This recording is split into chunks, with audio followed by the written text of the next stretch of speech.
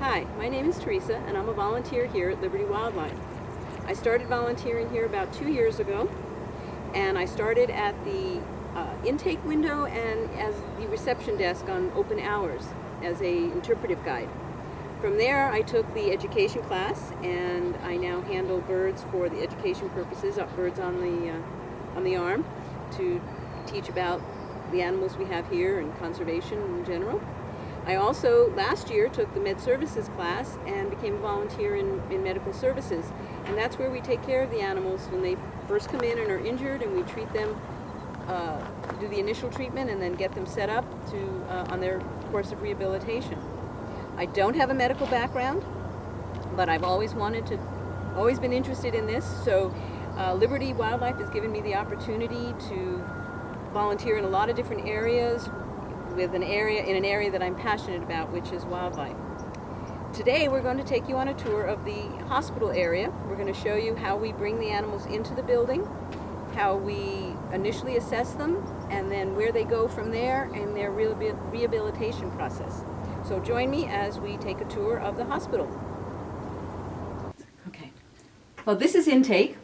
And there's actually two ways that animals come to us. And I say animals because we take in more than just birds. We're known for our birds and our birds of prey, which is our specialty, but we'll take in any wildlife. Now, we don't take in any domestic animals like farm animals or pets, but if it's wildlife, we will take it. So the intake window is one way that we take animals in, and that's people that bring their birds or animals to us. That window is typically open from 8 to 6 every day.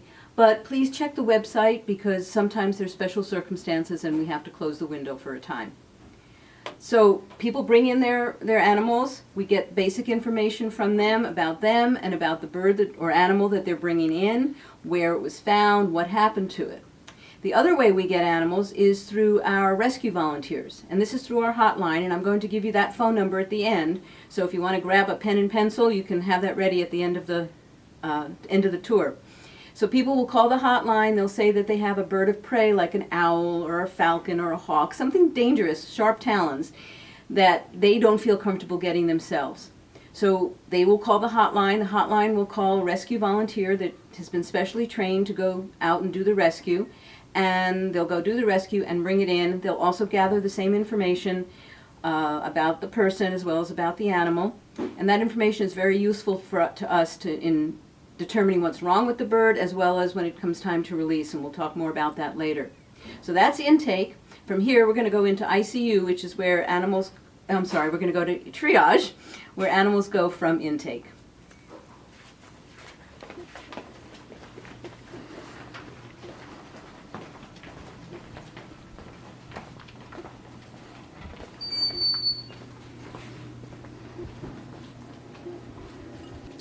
Welcome to triage. In triage, we assess the condition of the animal. Basically, we get its weight, because that determines their medication if they need any. We determine what's wrong with the bird or the animal.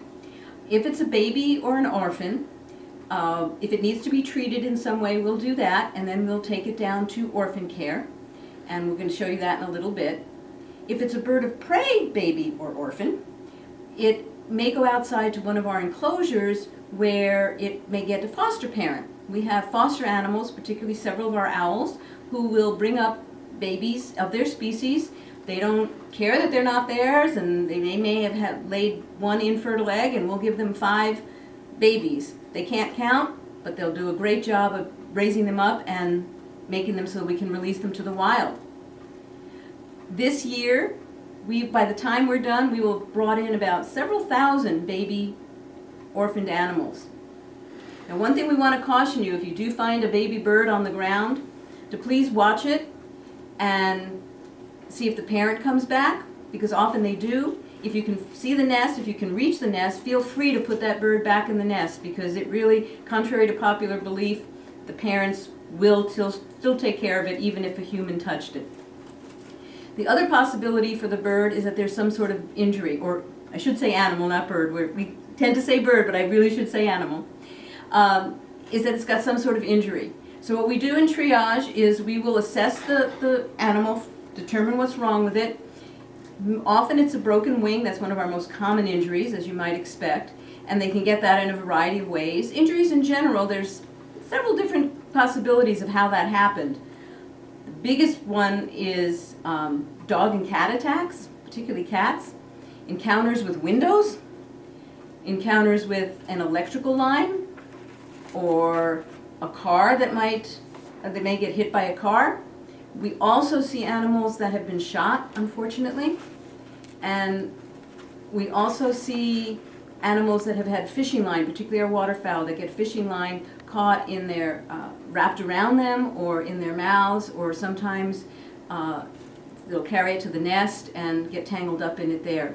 So if there's further assessment or surgery needed, we will try to stabilize the animal here in Triage until a veterinarian or a veterinary technician can do further assessment and do more complicated treatment that might be necessary. So from Triage, if the animal's okay, it'll go outside for a final evaluation, so stay time a little bit in our rehabilitation cages. We'll get subject to final evaluation and then release near home if that's safe. And I say home, where they came from. And we'll never release an animal if the conditions where they came from make it dangerous for them to succeed when they go back. If they need further care, they'll either go down to orphan care or to ICU, which is our next stop. One thing I do want to point out, if you see over here we have windows that when we are open to the public, you can watch as we do that initial assessment.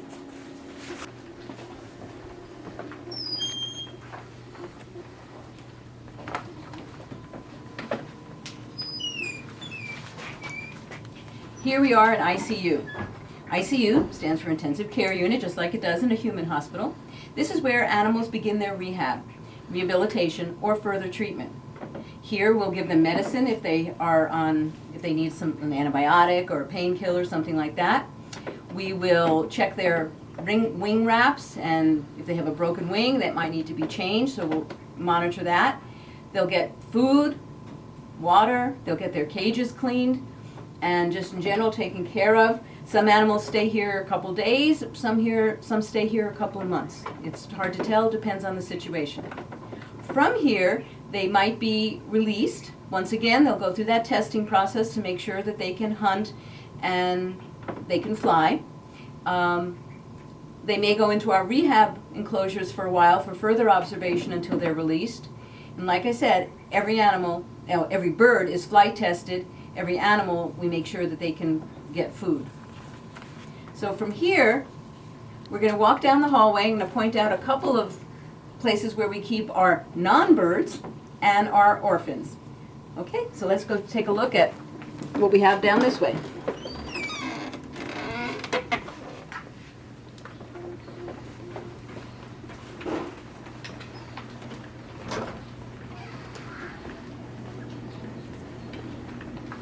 So this is the room where we keep our mammals, which is our obviously non-birds. It's a dedicated room for them. And this is our dedicated room for bunnies and other animals like that, like a squirrel, different kinds of squirrels. They'll go in here. I didn't mention earlier, and I should have, that we also do take in bats. We're one of the few facilities that will take bats, and they will go into our mammal room. So next, we're going to go into orphan care.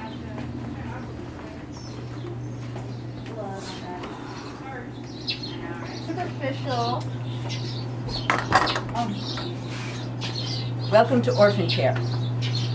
Orphan care is where we send the babies that need food and extra attention. Orphan care is typically open 8 a.m. to 7 p.m. from about March to September. Depends when we start getting birds in, when they start growing up and we're not getting more babies in. So typically March to September. When they're self-feeding and grown up enough, they go outside and they go through that same process of living in one of our rehabilitation enclosures until they're evaluated for release. And then they're released. So, this is orphan care. They're busy feeding them. We're almost done with our tour now.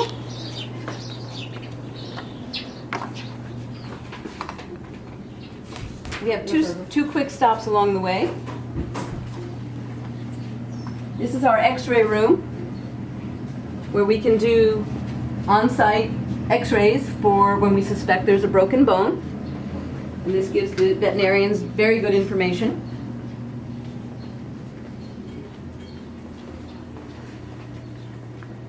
Next is surgery, where they're actually doing a surgery right now. Hi. So you got very lucky. We're not going to go inside here.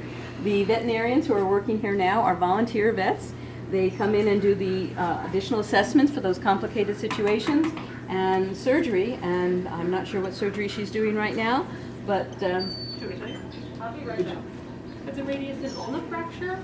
So it's a wing. Karen, we have the X-ray images up of the pins in place in the fracture itself. So she's pinning a fracture in the wing of a heron. Now, when we are open to the public, you can see across there the blinds are drawn right now. Those blinds might be open and you may be able to observe the surgery. Okay. Well, that's the end of our tour. We'll go back up to the front now. So, thank you for joining me on the tour of our hospital, and thank you also for your support. This coming year, we look forward to assessing and treating at least 10,000 animals. We came really close to that last year, and we fully expect to hit that this year. Please check our website for our open hours, for special events that are happening, special programs that are going on, and also how you can help, what donations you might be able to give of time, money, supplies. We have a very large volunteer program. We have about 350 volunteers. It's a volunteer-driven organization. We even have opportunities for teens. So check out that aspect of our website as well. Our web address is libertywildlife.org, of course www.libertywildlife.org. And our hotline number, if you find an injured or orphaned animal and you need help bringing it in, or you just have questions about what to do with it, please call the hotline at 480-998-5550. Let me repeat that. I know you have your pen and pencil ready from earlier. 480-998-5550. So stay healthy, and we hope to see you when we reopen.